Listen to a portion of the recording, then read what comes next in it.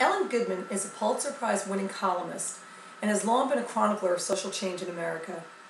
Ms. Goodman wrote an article back on January 14, 1987, for the Freelance Star titled The Human Factor.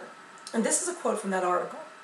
"Once upon a time, we were just plain people, but that was before we began having relationships with mechanical systems. Get involved with a machine, and sooner or later, you were reduced to a factor." Consider that quote for a moment. It was written back in 1987. Technology has seen great advancements since then, so imagine what Ms. Goodman would be saying today. Today we have more vehicles for communication, we have better utilities to get the job done, we even have faster internet. Today we also have less personable skills, higher divorce rates, and greater health issues. Technology, while wonderful, hasn't come without costs.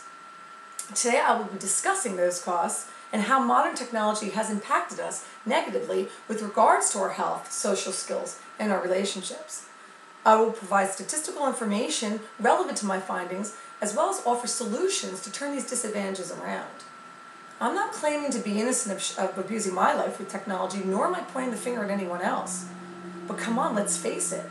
At some degree, we all have addictive issues when it comes to modern technology. I mean, what's yours? Is it your cell phone? Is it the internet? Maybe just simply the remote control? How sad is it that rather than buying a birthday card or a holiday card, we find ourselves buying e-cards? Or rather than catching up with a friend and spending a couple hours over lunch, we find ourselves communicating and catching up through text. It was an article that I had found on the internet, of all places, that prompted me to have this discussion with you today. I was alarmed by what I learned about the negative impacts all this modern technology is having on us. Technology defined is the way people invent things to make their lives easier or to do something in a better, smarter, or more efficient way. Better? Smarter? I don't know about that. First, let's look at how technology has affected our health. Dan Childs from the ABC News wrote an article on March 9, 2009 called 7 Surprising Ways Cell Phones Affect Your Health. I'm not going to go through all 7, but I want to share some alarming facts from this article. I was surprised to learn that new research has shown that our health is at serious risk, not from our own cell phones necessarily, but our doctors' mobile devices. In a study published in the journal Annals of Clinical Microbiology, researchers at Ondikas Mayas University in Samsun, Turkey, screened the mobile phones of 200 healthcare workers in hospitals for germs that are known to be dangerous to human health. What the researchers found was that 94.5% of the phones tested were contaminated with some kind of bacteria. Worse yet, that bacteria the researchers found some were considered the superbug. Now, a superbug is a bacteria that's resistant to at least one or more commonly used antibiotics, so think about that. Or how about this statistical fact? Researchers at Carnegie Mellon University studied the brain waves of drivers using cell phones. And they found that even just listening to a conversation reduced the amount of activity devoted to driving by 37%. The quality of driving showed a significant deterioration according to that 2008 study. Karen Aldana from the National Highway Traffic Safety Administration reported on December 10, 2012, that for the year 2011, 3,331 people were killed in crashes that involved a distracted driver. An additional 387,000 people were injured. Now, how many of you have smartphones and actually use it to listen to your music? Thanks to modern technology, we can now receive our phone calls and listen to music on the same device. It's a great convenience, right? Well, sure, but it comes with a price. According to a statistic from the U.S. Center for Disease Control and Prevention, about 12.5% of children and adolescents between 6 and 19 years old and 17% of adults between 20 and 69 years old have suffered permanent damage to their hearing from excessive exposure from using these convenient smartphones. Now, in total, this accounts for more than 30 million people. Tony DeCoppel is a journalist for Newsweek magazine, as well as holds a PhD in communication. He wrote an article called "Is the Internet Making Us Crazy?" on July 19, 2012. He discusses a study published in January by Chinese researchers, and the research concluded that brains of internet addicts look much the same as brains of drug and alcohol addicts. A parallel study found similar change to the brain of video gamers, as well as the study showing, structural abnormalities in gray matter, namely shrinkage of 10 to 20% in the area of the brain responsible for processing of speech, memory, motor control, emotion, sensory, and other information. And worse, the shrinkage never stopped. The more time online, the more the brain showed signs of wasting away. Technology use is also attributed to the rise in OCD and ADHD, as this article discusses. In fact, ADHD has increased 66% in the last decade. So you see, there is a cause and effect here. It's pretty scary. Now that you have more knowledge on the dangers technology has on our health, let's examine our relationships.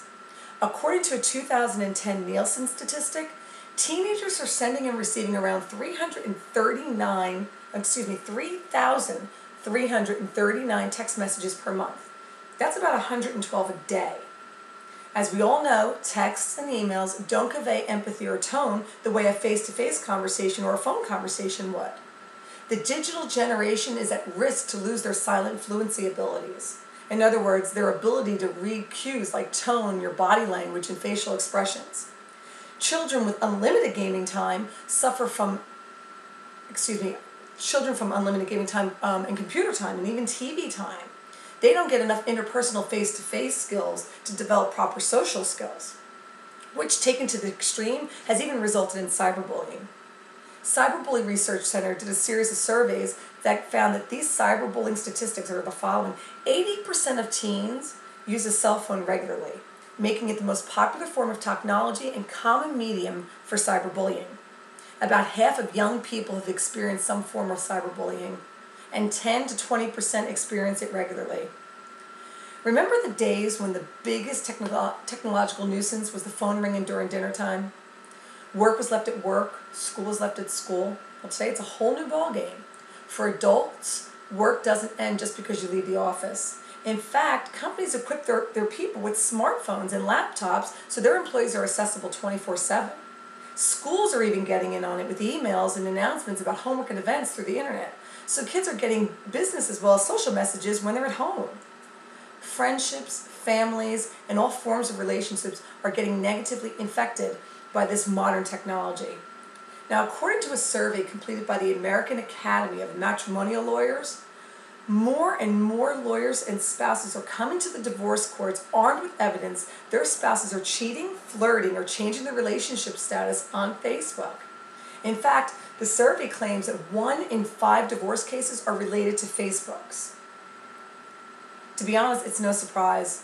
With the invention of social networking platform that not only allows people to connect to more and more of the world, but also for more people to learn about your everyday and every moment move, it's no wonder it's resulting in divorce. The American Academy of Matrimonial Lawyers is a prestigious group of the country's top family attorneys. These lawyers had reported that 81% had seen an increase in the use of comments their spouses made on social networking sites as evidence in divorce cases in the past 5 years.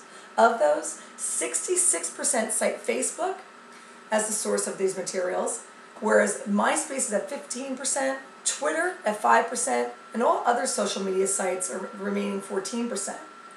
The Random Farce is a site for bloggers, and here they share interesting news and personal stories, and several of these people have actually showed details of their Facebook divorces.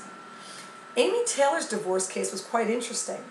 Amy logged on to Facebook to discover that her husband was virtually sleeping with an escort, a virtual reality game. It was too much for her to handle, so she left her husband. Emma Brady, she logged on to Facebook and discovered her husband had changed their Facebook relationship from married to single. Then the social networking site posted a status that read, Neil Brady has ended his marriage to Emma Brady. So tell me, are you as surprised as I was to learn of the negative impacts, especially when we consider the statistics related to the negative impacts technology has on our relationships? So what do? How do we combat the negative impact of modern technology? Doctors and medical workers can help with the superbug epidemic simply by using disinfectant on their mobile devices. It takes little effort to avoid huge devastation.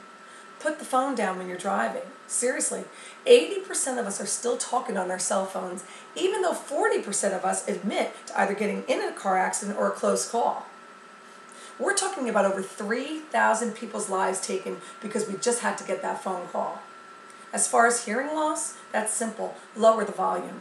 30 million people have permanent hearing damage. Do you hear that? Generations Y and Z, also known as the digital generation, they're in great need of change. Face-to-face interaction needs to come back. Put down that game controller, put away that laptop, and give yourselves time with your friends, not through FaceTime, or for that matter, with a headphone attached to an Xbox. Grab your bikes, your skateboards, your sneakers, and get out there and do whatever it takes to bond with your friends. Ted DeKoppel's article, Is the Internet Making Us Crazy?, offers some advice to combat the crazies, and this is what he had to say. Be mindful of your time online. Go with a goal, accomplish it, get off. Choose face-to-face conversation when it's possible.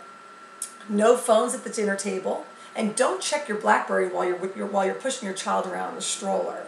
And parents, model good behavior. Dr. Lickerman, he's also from the Daily Beast, and he wrote an article called The Effect of Technology on Relationships. He offers some advice on how we can make a change. He starts with saying, do not substitute electronic relationships for physical ones, or make electronic relationships in place of physical ones. Limit email communications to facts only. If something needs to be discussed that's difficult, uncomfortable, even unpleasant, communicate in person. Although more difficult, it's more likely to result in positive outcomes, even personal growth.